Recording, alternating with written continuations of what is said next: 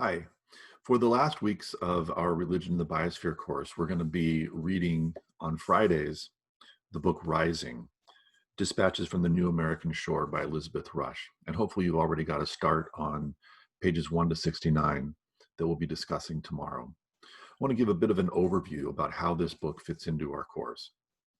First of all, this entire course is built on a kind of moving back and forth between religion and these kind of traditional ideas about the natural world, which is often delivered in stories and images and metaphor. And then on the other hand is our science reading. We've read E.O. Wilson, Charles Darwin, two leading figures in science. And we've thought about, on the one hand, where does religion intersect with ecology? And on the other hand, where does science intersect with religion? So we've read Darwin, not just for what are the facts about evolution, but where does his thinking help to shape a way of seeing the world and experiencing the world? And we explored a little bit his tangled bank and also the tree of life, right? And the one obvious wonder that he had in approaching the world. This last reading is going to be a continuation of the interest in science, but it's going to turn to a more activist edge. So in other words, how does science move from communicating facts to communicating concern and changing people and the way they see and view the world? And I think that's where Elizabeth Rush is a really great example of that kind of science writing. Now, she herself wouldn't call herself a scientist, right? On page 11, for example, she talks about the relationship between environmental writers like me and the scientists on whom our work depends. So she is sketching out here and in a couple other places this kind of way of thinking about her work, that she's an environmental writer. She takes the work of scientists and presents it in ways that are literary or accessible to different people. There are a number of writers that I would put in this slot, like Elizabeth Colbert, who wrote Field Notes from a Catastrophe and also The Sixth Extinction. It's also another example of a science writer whose work depends and works from the kind of raw data that you get in science. What I'd like to continue to do is ask, where is religion? Where does Elizabeth Rush, as she's presenting a case about climate change, where do her ideas intersect with religion? And I'll give you a sense of one place to look in just a moment. Now, with Rush, we've moved a long way from the world of Darwin. Whereas Darwin was sketching out for us the kind of complex ecology and webs of life that we as human beings are really ignorant of, Rush is describing a world in which those webs are disappearing and the complexity of the past is starting to falter. It's like it's lost a piston or something like that, and it's coming to a halt in some ways. You see this on page 13. My faith in natural processes, in the intricate systems of reciprocity that I was raised to believe keep nature from tilting out of balance, is lost. Gnawing uncertainty takes its place. And so we've moved into a different view of the world.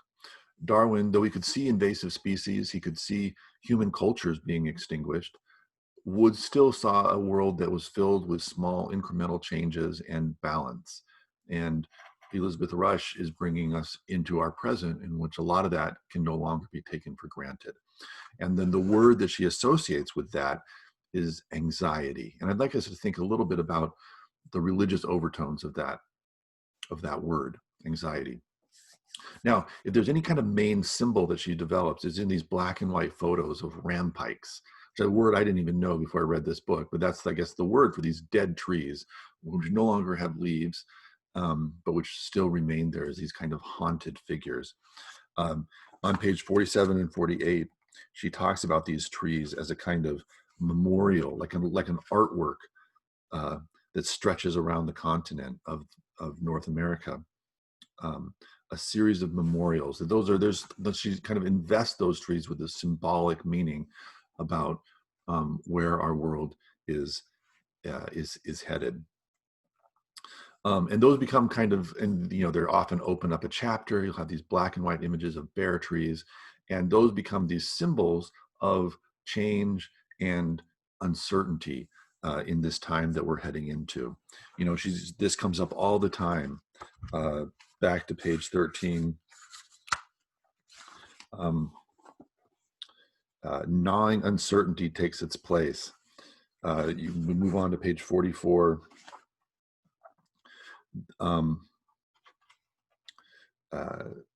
This fear drives my spiritual work. Where I go with it on a personal level is toward making peace with uncertainty, toward being more fully in the present, toward living a life where gratitude is near the surface. So there's a way in which, what is the reality of climate change is some of these natural systems coming apart. And this is not a book about here's 10 easy steps to do to kind of change that, but it's a rather kind of a spiritual work about how do we deal with anxiety and change in our time. And that's the way I'd like to kind of ask you to read this, is to think about, if you go to churches around Appleton, you'll often hear messages centered on, limiting anxiety. It's kind of a central issue and question of our time, probably because of the way our economy is structured and the difficulty of kind of finding your place in it. We struggle with anxiety. And she is kind of presenting a case for how do we as human beings come to terms with the reality of climate change and the anxiety that I think in some level we all feel inside in this world of change. Think of that as a possible kind of religious way of reading this, that she's offering kind of a secular religion, a way of dealing and thinking about anxiety. Let me just kind of add one more passage, which is on page 66 near the end of your reading. I call this new form of climate anxiety end sickness, like motion sickness or seasickness. End sickness is its own kind of vertical, a physical response to living in a world that's moving in unusual ways toward what I imagine as a kind of event horizon. So there's a bit of a cue for what she's trying to answer in this book, and it'll get more clear as she moves on. Now, the other thing that comes up in this book, and will come up even more strongly as you push forward, is environmental justice. And I think that's something that's really important to cover in this class as well, is dealing with the way the modern world is in bringing changes that are hurting the most vulnerable in our society. And this is present in this book because, as you'll see, the people who live near the coast and where the change is most deep are often those who have the least resources to deal with those change. You see the island in Louisiana, which is literally disappearing and which is inhabited by Native Americans, but these are climate refugees in our own country. And this is something that's happening all around the world. Now, let me kind of move quickly now to a shared screen where I'm going to show you some images of climate change, very similar to what she's describing, but this is in Senegal in Africa.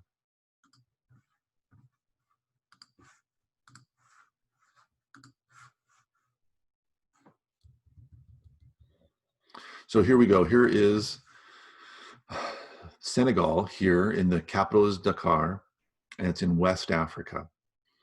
And there's the French program has a biannual trip to Senegal, and then there's also its a D-term trip to Senegal that is going to be available, has been available, and will be available in the future. Senegal was, of course, part of the colonial world, so it was part of French West Africa, and you can see it was kind of the capital of French West Africa, and so got a lot of investment from France, and was the place where a lot of the railroad routes came to kind of bring raw materials out of Africa. The city I want to talk about is in the north of Senegal, Saint Louis. It's a beautiful place, and there's the Senegal River comes there, and here we are on the mainland looking across at the kind of old island. And if you see here over on the left, you'll see a couple of islands, And this is very much a kind of New Orleans situation, right? There's the river kind of empties here in the delta, and then there's this old colonial city that's built out on the water. And the problem is that that island is sinking, and that's also exacerbated by sea level rise. And so this is um, it's a UNESCO World Heritage Site, but one that we have to wonder to what extent it will be able to survive the changes that are coming with climate change. And this is kind of an outside America example. This is really a story that's playing out around the world, and we don't have a global book that covers some of the territory that Rising does. We visited the university that's here in San Luis, and one of the professors, who the late Lefongo, who's in our French department, Professor Vatinde, knew, gave us a tour of some of this, the part of the island that faces out onto the Atlantic. And what you see is really a wreck, right? It's an island that is fading away. People here that we talked to could remember when the land stretched out so that you could ride a cart down on the area where you see water, and that stretched out 100 yards or something like that. But now it's coming up right into where the houses are. And if you look at pictures, this is looking down the coast, you just see the devastation as the water slowly is eating away at this old, at the city itself. Here's some closer look at the rubble, right? This is an area that I'd say that's fairly certain is going to have to be abandoned in the coming years. This is another part of the island, and you see the same kind of story of undermining of these houses, and at storms points, the water comes right up and over. A lot of the people who lived in these houses have been relocated. These are fishermen, traditionally fishermen, although the water is being emptied of fish because of international trawling that's happening out there. But here are kind of a refugee city that's inland a little bit, and these are literal climate refugees, kind of internally displaced.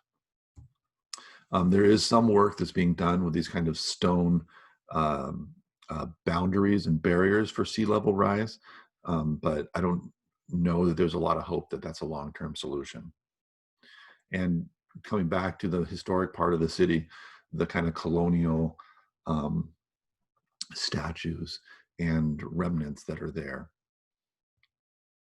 There's also an amazing natural world, because the Senegal River and the Niger are, for birding migrations, those birds go north to Europe for the summer, and then they fly back for the winter. They cross the Sahara, and they are first places where you get water and where they can stop and rest and refuel, by eating and stuff, are these rivers, the Niger and the Senegal. And they're just amazing places for birds. A monitor lizard. I couldn't believe how big this thing was, that was a lizard. I thought it was an alligator, crocodile or alligator. And then the roosting grounds for pelicans.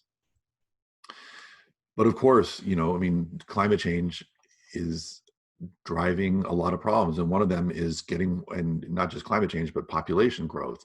So how do you get water to some of the more arid parts, like the growing city of Dakar?